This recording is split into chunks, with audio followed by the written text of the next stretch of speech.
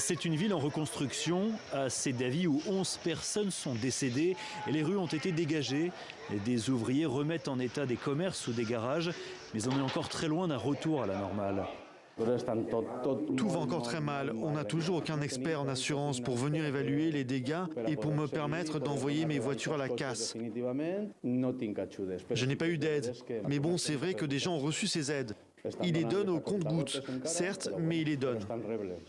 L'armée est toujours présente et la plupart des magasins sont encore fermés. Les habitants continuent de se ravitailler dans ce local solidaire. Ça ne va pas réellement mieux. Ça s'est amélioré un peu, mais il reste tellement de travail. Il n'y a qu'un seul supermarché ouvert pour 4 villes. Noël approche, tu veux acheter des cadeaux, où tu vas? Pourtant, les choses avancent. Il y a quelques semaines, le parking de cette zone commerciale était rempli de décombres. Tout a été évacué. Raphaël aussi commence à reconnaître son quartier. Le panorama a changé. Hier, ils ont lavé. Les rues ont donc un autre aspect. On commence à voir les habitants réparer leurs maisons. On a reçu l'aide des professionnels et l'armée est venue. Mais la garderie de sa fille reste fermée. Alors son épouse s'est installée avec elle à la campagne. Elles reviendront pour Noël. On a réussi à sauver le sapin de Noël.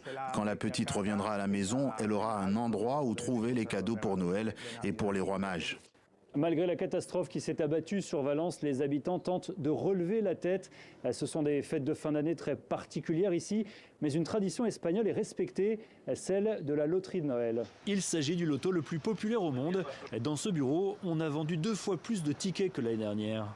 Bien sûr que cette tradition ne disparaît pas, mais évidemment, en ce moment, on en a encore plus besoin. J'espère qu'on va gagner le gros lot. Avec tout ce qui nous est arrivé, ça pourrait au moins tomber ici, à Valence. Mais à Paiporta, épicentre des inondations, la tâche reste immense. La boue est encore là et les immeubles sont éventrés. Alors c'est un Noël très spécial qui se prépare. La ville a reçu des sapins et des décorations de toute l'Espagne. Ce soir, les enfants se plongent dans la magie de Noël. Tout, absolument tout se fait ici grâce à la solidarité des gens. La vie continue.